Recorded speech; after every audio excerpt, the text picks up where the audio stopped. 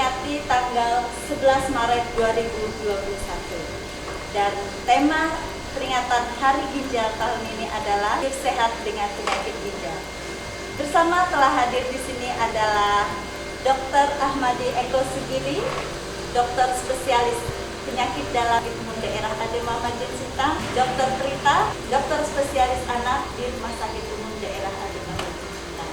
Sesuai dengan tema kita pada tahun ini, hidup sehat dengan penyakit ginjal.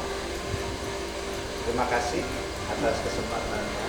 Seperti yang sudah disampaikan oleh Ibu Lestia tadi, bahwa setiap hari Kamis minggu kedua bulan Maret diperingati sebagai Hari Ginjal Sedunia.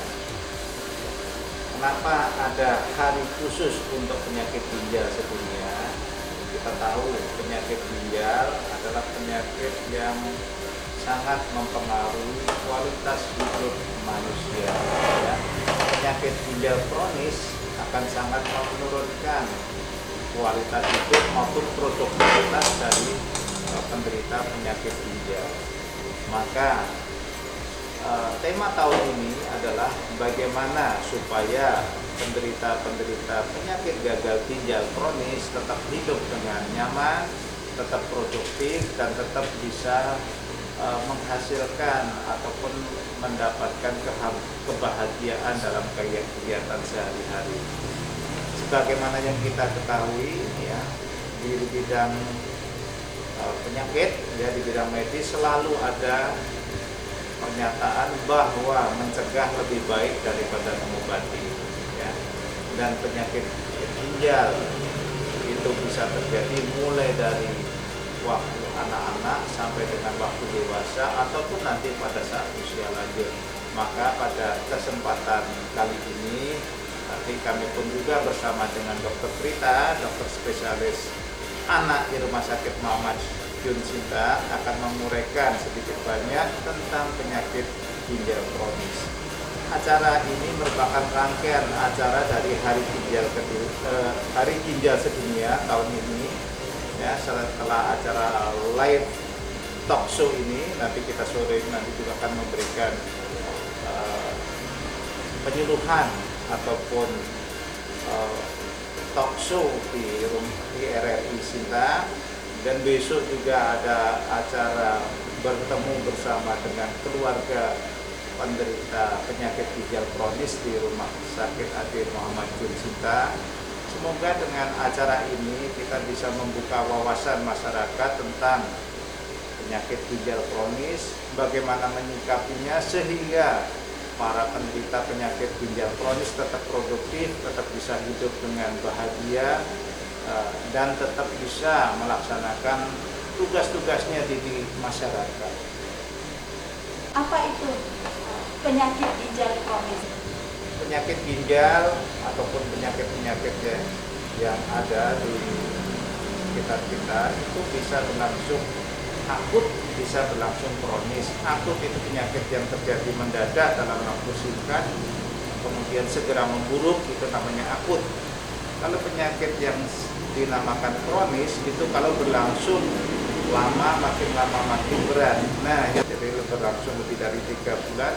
Kemudian penyebabnya bervariasi banyak, ya.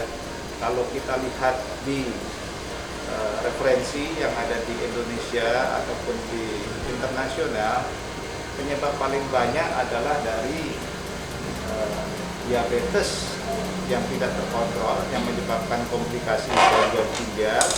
Kemudian yang kedua adalah yang paling banyak adalah dari hipertensi yang tidak terkendali, yang menyebabkan kerusakan ginjal. Tetapi penyebab lain pun banyak, ya. Dan penyakit yang bisa menyebabkan penyakit ginjal kronis tadi bisa berlangsung mulai dari usia dewasa ataupun dari usia anak-anak, ya.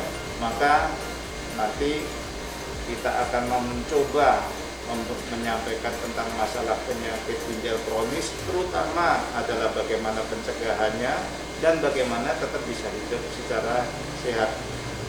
Apakah dengan orang penyakit ginjal kronis ini tetap dianjurkan untuk banyak minum, dan kalaupun dianjurkan itu berapa banyak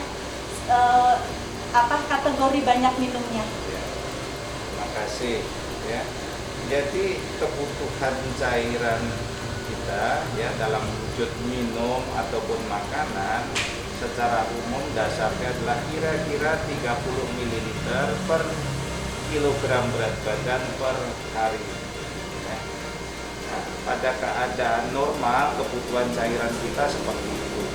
Kalau kita berada di lingkungan yang panas, terik matahari, di tempat terbuka, penguapan air dari tubuh kita banyak, kebutuhannya bisa bertambah. Tetapi secara umum dasarnya adalah 30 ml per kilogram berat badan per hari.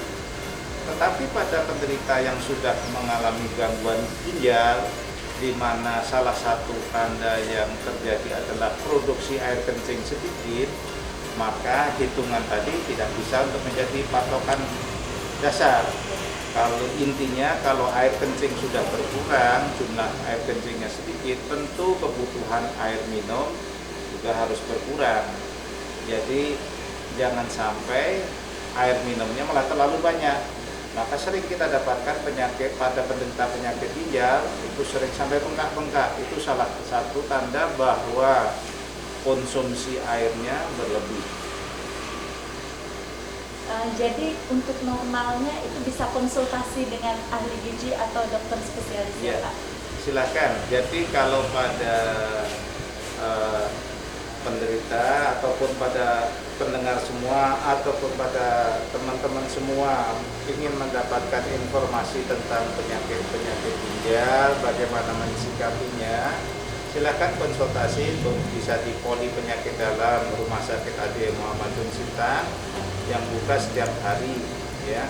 Kemudian kalaupun memang nanti dianjurkan untuk perbaikan pola makan, perbaikan pola gizinya, kita bisa juga konsultasi ke poliklinik gizi di rumah sakit ya. Penyakit-penyakit tertentu memang memerlukan intervensi gizi, jadi perubahan pola gizi.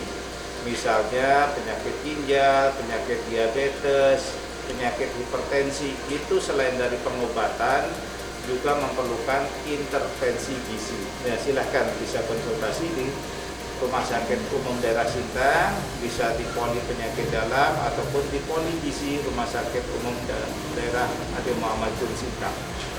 Pastinya dengan kalau di poliklinik gizi dengan nutrisionis kita ya Pak akan dihitung kebutuhan cairan atau diet untuk orang dengan gagal ginjal kronik ya dokter. Baiklah dokter, ini seperti kita dengar di masyarakat, apakah jamu atau obat-obatan itu bisa menyebabkan penyakit gagal ginjal kronik? Ya, terima kasih. Obat-obatan atau jamu itu ada yang bersifat memang meracuni ginjal ya. Pada dasarnya obat-obat itu ada yang memang bisa menyebabkan kerusakan ginjal ya. Misalnya obat-obat pengurang sakit, obat-obat anti-infeksi tertentu pada pemakaian yang tidak terkendali itu memang bisa mempengaruhi fungsi ginjal ya. Cuma jangan ada anggapan yang salah, misalnya seperti ini. Orang yang menderita sakit kencing manis minum obat, memang harus mendapatkan obat diabetes jangka panjang. Sering mereka menjadi takut, dokter bagaimana nanti takut kami obat diabetes atau obat hipertensinya menyebabkan gangguan ginjal. Ya, pada dasarnya begini, obat kalau dikonsumsi secara benar, sesuai dengan indikasi, sesuai dengan dosis, pemakaiannya sesuai dengan aturan, itu aman. Tetapi kalau tidak terkendali, ya pemakaiannya tidak sesuai dengan dosis, pemakaiannya terlalu lama, memang bisa menyebabkan gangguan fungsi ginjal. Jadi kalau saudara-saudara semua ragu untuk mengkonsumsi obat jangka panjang ataupun mendapatkan obat-obat yang mungkin meragukan, silakan konsultasi ke dokter apakah obat ini aman atau tidak ya. Tapi jangan ada anggapan misalnya karena mendapatkan obat darah tinggi atau obat diabetes jangka lama terus kesimpulannya nanti dokter ginjal saya jadi rusak.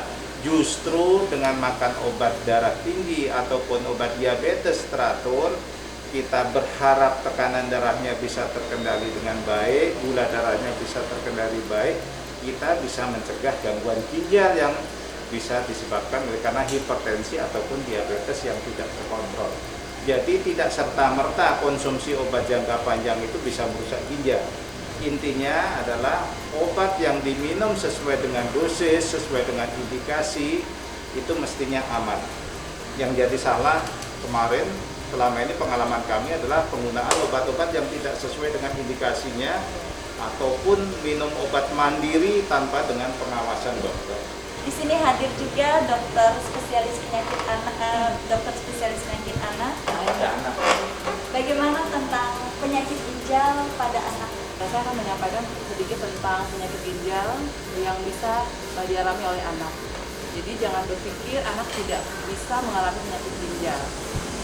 Penyakit ginjal pada anak itu 80% diakibatkan oleh penyakit autoimun, ya, bisa sekunder maupun primer. Misalnya pada anak yang dengan penyakit autoimun seperti sindrom nekrotik itu sudah ada gangguan sejak kecil sehingga dia sudah mengalami kebocoran ginjal yang jika tidak diobatin secara rutin dan dengan kontrol dokter yang sangat ketat itu akan menyebabkan penyakit ginjalnya akan mengalami gagal ginjal yang tadi sudah disampaikan Dr. Eko. Jika sudah mengalami keluhan lebih dari 3 bulan itu sudah kita bilang sebagai gagal ginjal.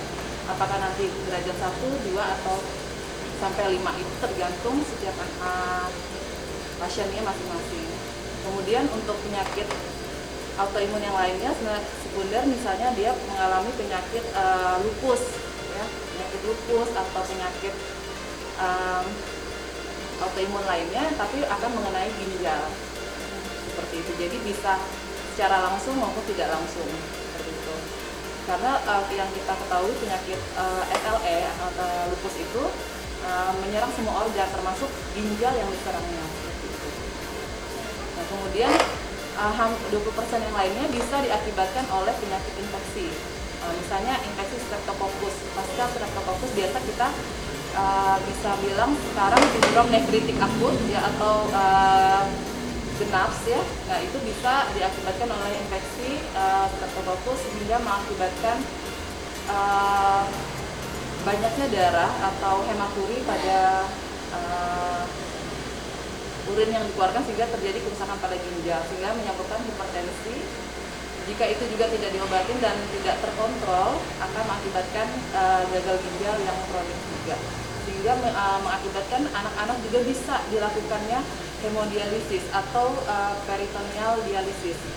Tidak menutup kemungkinan anak-anak yang dengan gangguan ginjal akan dilakukan cuci darah juga. Berarti anak-anak bisa juga cuci darah yang dokter ya. Untuk gejalanya, mungkin orang tua di rumah bisa memantau sedini mungkin ya. Kalau tentang apakah anak kita ini terkena ada gangguan pada ginjalnya, apakah ada gejala khusus gitu dokter? Ya, hampir semua penyakit yang awal terkena ginjal itu datang dengan bengkak ya, rata-rata bengkaknya di mata. Tapi ada yang ringan, ada yang berat. Kalau yang berat biasa diikutin sampai ke kaki bengkaknya.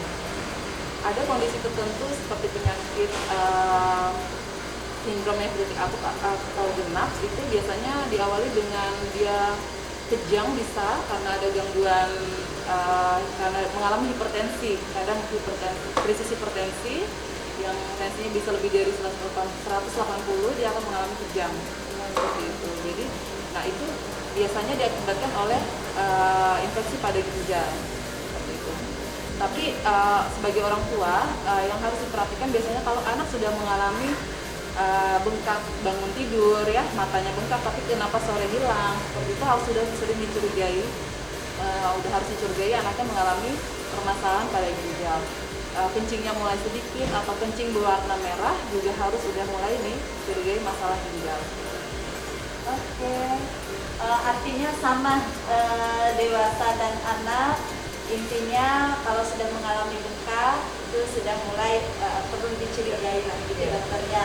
Kalau pada orang usia dewasa, pelangsungan penyakitnya tentu berlangsung lebih pelan-pelan, ya.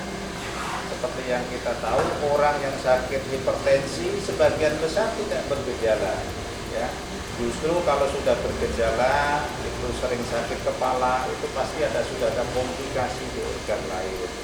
Orang yang sakit kencing manis pada tahap awal juga tidak bergejala, ya. Setelah gula darahnya tinggi, baru merasa sering kencing, merasa sering haus, penurunan berat badan seperti itu. Jadi sebenarnya kalau pada orang usia dewasa gejalanya tidak secepat pada anak, ya. Jadi kalau secara umum, kalau untuk orang dewasa kita harus berhati-hati atau waspada. Kalau misalnya yang pertama adalah rasa cepat lelah. Ya, rasa cepat lelah itu sering karena kadar darah merah kita sudah turun. Yang kedua, mungkin rasa sesak napas, ya. Kemudian yang ketiga, mungkin ada perubahan pola kencing kita. Air kencing kita kalau mengalami sering diamati kencingnya sering berbusa, itu kita harus hati-hati. Jangan-jangan sudah ada gangguan ginjal, ya. Kemudian kalau kencingnya juga produksinya berkurang, itu sudah merupakan tanda awal dari penyakit ginjal yang sudah kronis. Nah, kalau yang sudah derajat lanjut, baru gejalanya timbul seperti yang diceritakan dokter Rita tadi. Ginjal kronis pada orang dewasa tidak serta-merta secepat pada yang anak-anak. Jadi gejalanya awal biasanya tidak bergejala, sampai nanti gejala ringan, baru nanti gejala yang berat. Oke, banyak sekali ya Pak ya ilmu kita tentang penyakit ginjal ini. Mungkin sobat-sobat sehat semua, khususnya di Kabupaten Sintang, dokter ya.